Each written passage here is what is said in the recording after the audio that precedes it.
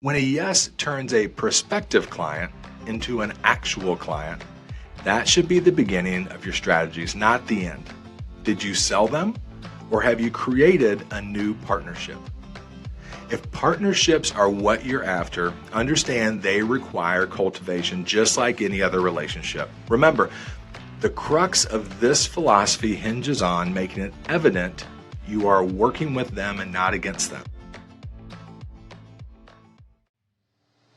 Whether you're here as a colleague in consultation, exploring advising as a vocation, or considering a partnership in employee benefits with my team, I hope you find value in these thoughts. Apply this truth to both your personal and professional relationships. Make it as clear as you can to all you meet you're on their side, working with them and not against them. In other words, put the needs of others before your own and surround yourself with folks that do the same. I'm Shane Wingo, and you're listening to the Working With Them podcast. Well, thanks again for joining me here on the Working With Them podcast. Now, as a reminder, here in season 1, what we're doing is basically creating an audiobook for my new book, Working With Them. So that's what we'll be doing in season 1, going chapter by chapter. And if you haven't already, my suggestion would be go back to episode number 1. That's where I recorded an intro for the book. So I really talk about how the book came about, why the book is in existence, and then I give a quick summary on each chapter of the book. So it really lays the groundwork for what's to come as we go through this chapter by chapter. But today, we'll be reviewing chapter 4 of Working With Them in Their Acceptance. Now, each chapter is punctuated with what I term a story time. I don't think you can overemphasize the importance of storytelling if you're an advisor or a consultant like me. Now, as long as your storytelling is truthful, it's based on facts of how you've worked with your current clients, you're legitimizing everything that you speak about with a prospective client by bringing those stories to light and walking them through how you've worked with your clients. But remember, even though advising, consulting, sales, that's my framework, this isn't a book just about selling. This is a book about cultivating partnerships, about building relationships. That's what it's about at its core. So even though I'll speak a lot about clients and prospective clients, I think a lot can be gained even if this isn't your daily vocation. So I'll ask this before we get into the next chapter. How do you handle the acceptance of those around you? Just as in a business partnership, we make commitments to those that we care about. Are you continuing to be present and living up to the promises you made to gain that acceptance from that person that you care about? That may have gotten a little too deep for the podcast that we're doing. So let's go ahead and get into working with them in their acceptance. When a yes turns a prospective client into an actual client, that should be the beginning of your strategies, not the end. Did you sell them, or have you created a new partnership? If partnerships are what you're after, understand they require cultivation just like any other relationship. Remember, the crux of this philosophy hinges on making it evident you are working with them and not against them. If you're no longer present after the yes has been given, that will be perceived as working against them.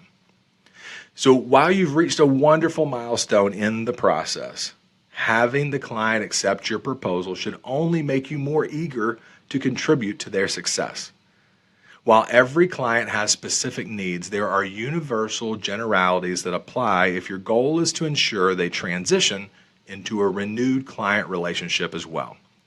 So reinforce your client's correct decision by continuing to be present. There's nothing worse to a client than feeling they were only important to you up to the point of signing on the dotted line. Now, I've had car dealers buddy up to me and hound me mercilessly until I signed the paperwork. But when I had a question a couple of days later about the vehicle, I couldn't get them to answer my call if I was sitting on their lap while I was dialing the number.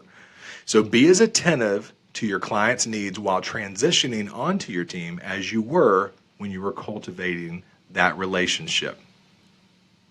reinforce that you're still there by living up to the promises that you made. You have convinced someone that you and your support team are about to change their world in the area where you have influence. Whether you're the only person involved from your organization or you have a team assembled, take ownership of ensuring three things: a smooth implementation.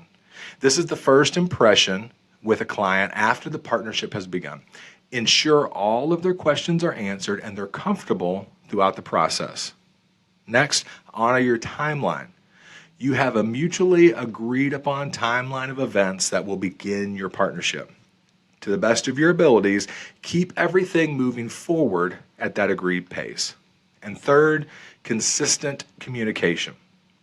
When those unexpected delays occur, and they often will, be the one reaching out to your client to explain and to take ownership where necessary. The client understands certain things are beyond your control. What they demand is transparency in your communication. If you do have an extended team supporting your client, coordinate internally.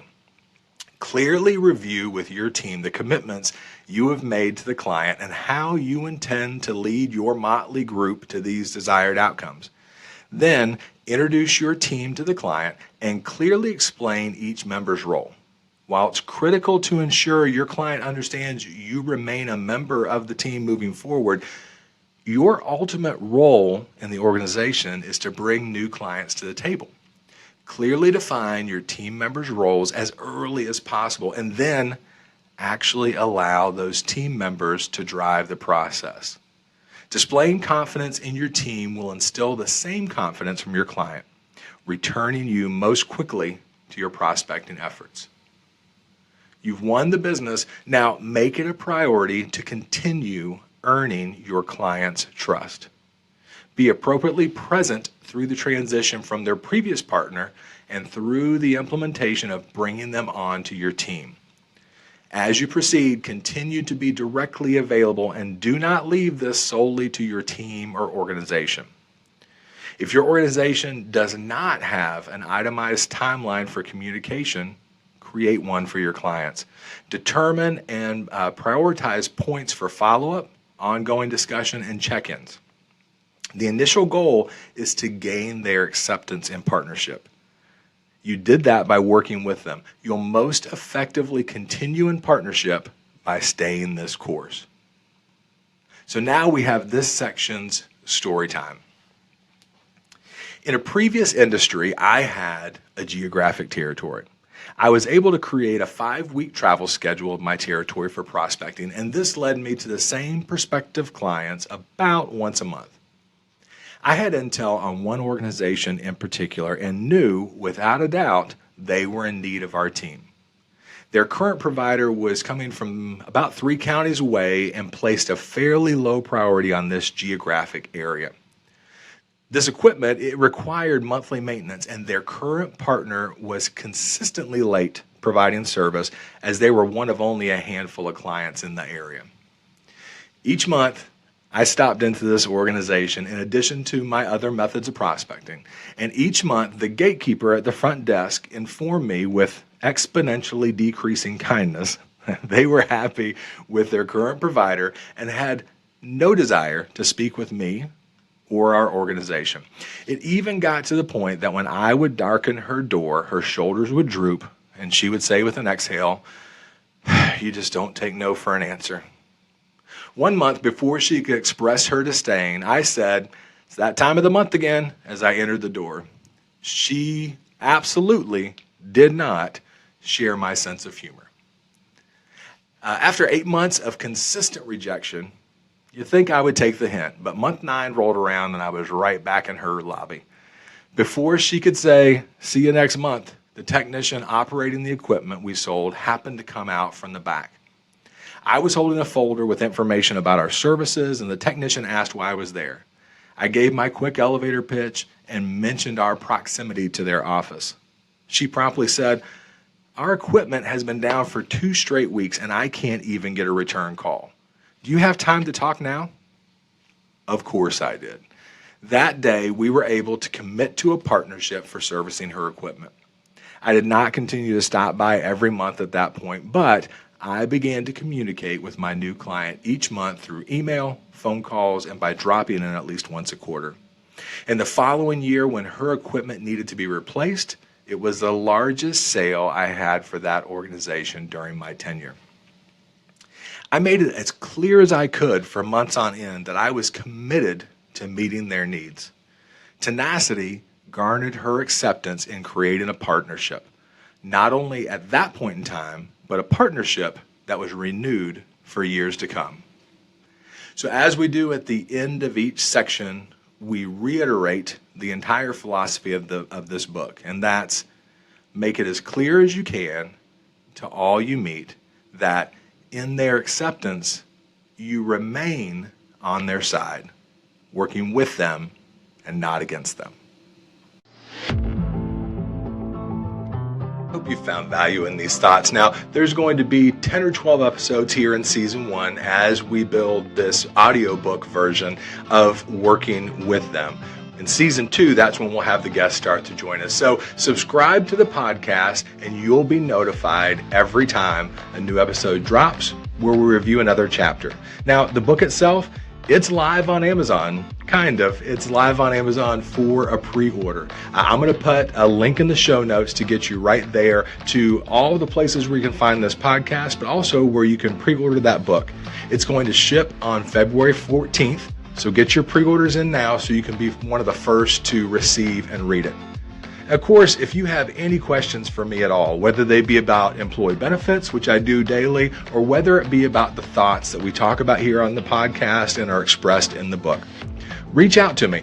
There's going to be another link in the show notes that says Doc Cards. It has all of my direct contact information. It has my cell number, my email address, all my social media spots. So get in touch with me and let's connect if you have any questions. With that, thanks again for joining me, and do all you can today to make it clear you're working with those around you.